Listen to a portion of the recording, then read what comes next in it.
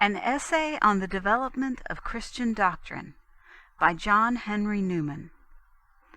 Introduction, Part 3. Thus much on the doctrine of the Holy Trinity. Let us proceed to another example.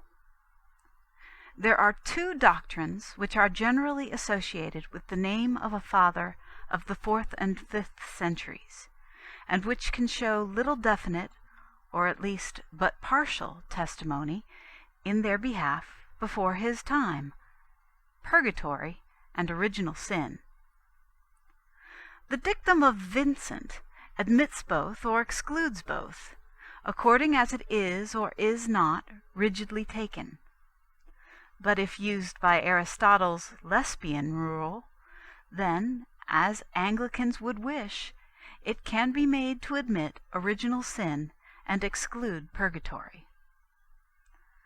On the one hand, some notion of suffering or disadvantage or punishment after this life, in the case of the faithful departed, or other vague forms of the doctrine of purgatory, has in its favor almost a consensus of the 4 first ages of the Church, though some fathers state it with far greater openness and decision than others. It is, as far as words go, the confession of St. Clement of Alexandria, Tertullian, St. Perpetua, St. Cyprian, Origen, Lactantius, St. Hilary, St. Cyril of Jerusalem, St. Ambrose, St. Basil, St. Gregory of Nazianzus and of Nyssa, St. Chrysostom, St. Jerome, St. Paulinus, and St. Augustine. And so, on the other hand, there is a certain agreement of fathers from the first that mankind has derived some disadvantage from the sin of Adam. Next, when we consider the two doctrines more distinctly, the doctrine that between death and judgment there is a time or state of punishment, and the doctrine that all men, naturally propagated from fallen Adam, are in consequence born destitute of original righteousness, we find on the one hand several, such as Tertullian, St. Perpetua, St. Cyril, St. Hilary, St. Jerome, St. Gregory Nyssa, as far as their words go, definitely declaring a doctrine of purgatory, whereas no one will say that there is a testimony of the fathers equally strong for the doctrine of original sin, though it is difficult here to make any definite statement about their teaching without going into a discussion on the subject. On the subject of purgatory there were, to speak generally, 2 schools of opinion: the Greek, which contemplated a trial of fire at the last day through which all were to pass, and the African, resembling more nearly the present doctrine of the Roman Church. And so there were 2 principal views of original sin: the Greek and the African or Latin. Of the Greek, the judgment of Hooker is well known, though it must not be taken in the letter. The heresy of free will was a millstone about those Pelagians' neck. Shall we therefore give sentence of death inevitable against all those fathers in the Greek Church, which, being mispersuaded, died in the error of free will? Bishop Taylor, arguing for an opposite doctrine, bears a like testimony.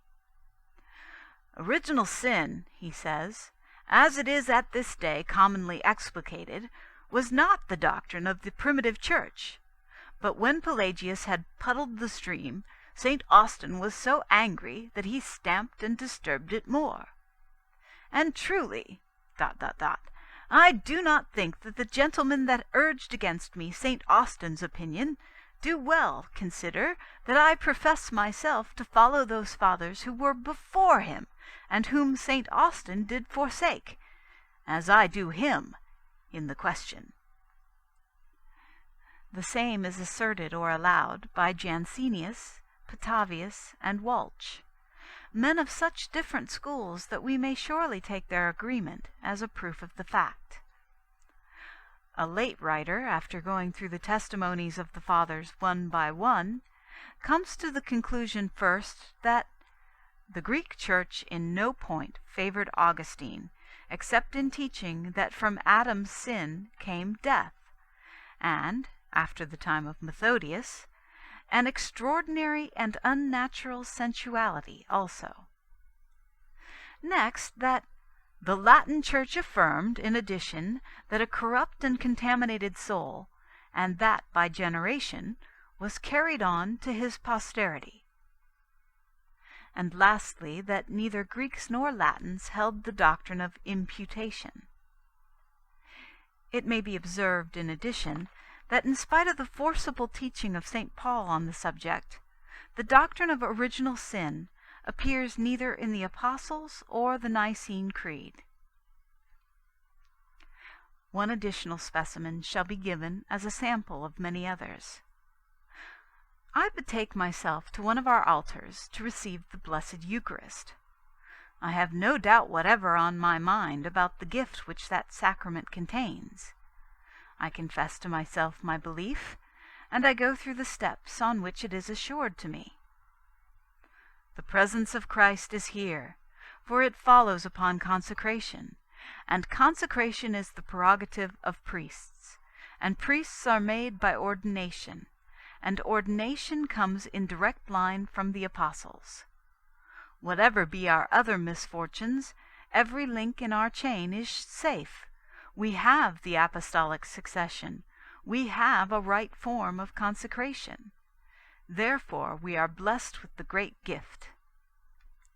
Here the question rises in me, who told you about that gift? I answer, I have learned it from the Fathers. I believe the real presence because they bear witness to it. St. Ignatius calls it the medicine of immortality. St. Irenaeus says that our flesh becomes incorrupt and partakes of life and has the hope of the resurrection, as being nourished from the Lord's body and blood, that the Eucharist is made up of two things, an earthly and an heavenly. Perhaps Origen and perhaps Magnus after him say that it is not a type of our Lord's body, but his body. And St. Cyprian uses language as fearful as can be spoken of those who profane it. I cast my lot with them. I believe as they. Thus I reply, and then the thought comes on me a second time. And do not the same ancient Fathers bear witness to another doctrine which you disown? Are you not as a hypocrite, listening to them when you will, and deaf when you will not? How are you casting your lot with the saints, when you go but halfway with them? For of whether of the two do they speak the more frequently? Of the real presence in the Eucharist, or of the Pope's supremacy? You accept the lesser evidence and reject the greater. In truth, scanty as the ante-Nicene notices may be of the papal supremacy, they are both more numerous and more definite than the adducible testimonies in favor of the real presence. The testimonies to the latter are confined to a few passages such as those just quoted. On the other hand, of a passage in St. Justin, Bishop K. remarks, Le Nourri infers that Justin maintained the doctrine of transubstantiation. It might, in my opinion, be more plausibly urged in favor of consubstantiation, since Justin calls the consecrated elements bread and wine, though not common bread and wine. ... We may therefore conclude that when he calls them the body and blood of Christ, he speaks figuratively. Clement, observes the same author, says that the Scripture calls wine a mystical symbol of the holy blood. ... Clement gives various interpretations of Christ's expressions in John 6 respecting his flesh and blood, but in no instance does he interpret them literally. ... His notion seems to have been that, by partaking of the bread and wine in the Eucharist, the soul of the believer is united to the Spirit, and that by this union the principle of immortality is imparted to the flesh. It has been suggested by some, says Waterland, that Tertullian understood John chapter 6 merely of faith, or doctrine, or spiritual actions, and it is strenuously denied by others. After quoting the passage, he adds, "All that one can justly gather from this confused passage is that Tertullian interpreted the bread of life in John 6 of the Word, which he sometimes makes to be vocal and sometimes substantial, blending the ideas in a very perplexed manner, so that he is no clear authority for construing John 6 of doctrines, etc. All that is certain is that he supposes the Word made flesh, the Word incarnate, to be the heavenly bread spoken of in that chapter. Origen's general observation relating to that chapter is that it must not be literally but figuratively understood." Again, "It is plain enough that Eusebius followed Origen in this matter, and that both of them favored the same mystical or allegorical construction. Whether constantly and uniformly, I need not say." I will but add the incidental testimony afforded on a late occasion. How far the Anglican doctrine of the Eucharist depends on the times before the Nicene Council, how far on the times after it, may be gathered from the circumstance that when a memorable sermon was published on the subject, out of about 140 passages from the Fathers appended in the notes, not in formal proof, but in general illustration, only 15 were taken from ante-Nicene writers. With such evidence, the ante-Nicene testimonies which may be cited in behalf of the authority of the Holy See need not fear a comparison.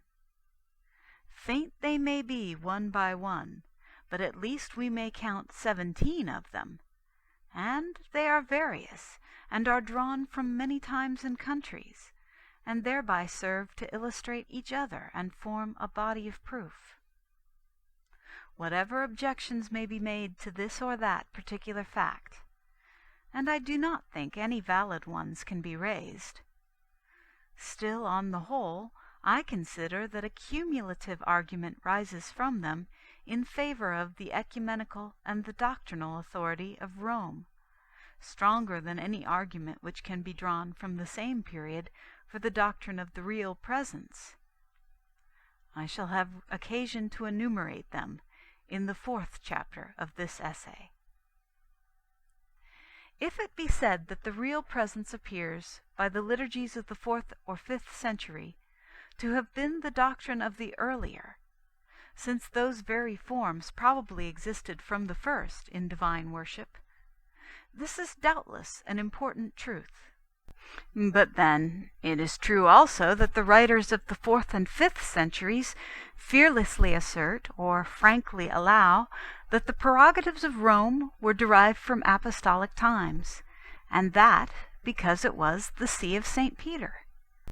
Moreover, if the resistance of St. Cyprian and Firmilian to the Church of Rome in the question of baptism by heretics be urged as an argument against her primitive authority, or the earlier resistance of Polycrates of Ephesus, let it be considered first whether all authority does not necessarily lead to resistance. Next, whether St. Cyprian's own doctrine, which is in favor of Rome, is not more weighty than his act which is against her. Thirdly, whether he was not already in error in the main question under discussion, and Firmilian also. And lastly, which is the chief point here, whether in like manner we may not object, on the other hand, against the real presence, the words of Tertullian, who explains, "This is my body," by "a figure of my body," and of Origen, who speaks of "our drinking Christ's blood not only in the rite of the sacraments, but also when we receive his discourses, and says that bread which God the Word acknowledges as his body is the word which nourishes souls. Passages which admit of a Catholic interpretation when the Catholic doctrine is once proved, but which, prima facie, run counter to that doctrine. It does not seem possible, then, to avoid the conclusion that whatever be the proper key for harmonizing the records and documents of the early and later Church, and true as the dictum of Vincentius might be considered in the abstract, and possible as its application might be in his own age, when he might almost ask the primitive centuries for their testimony, it is hardly available now, or effective of any satisfactory result. The solution it offers is as difficult as the original problem. End of Part 3 of the Introduction to An Essay on the Development of Christian Doctrine.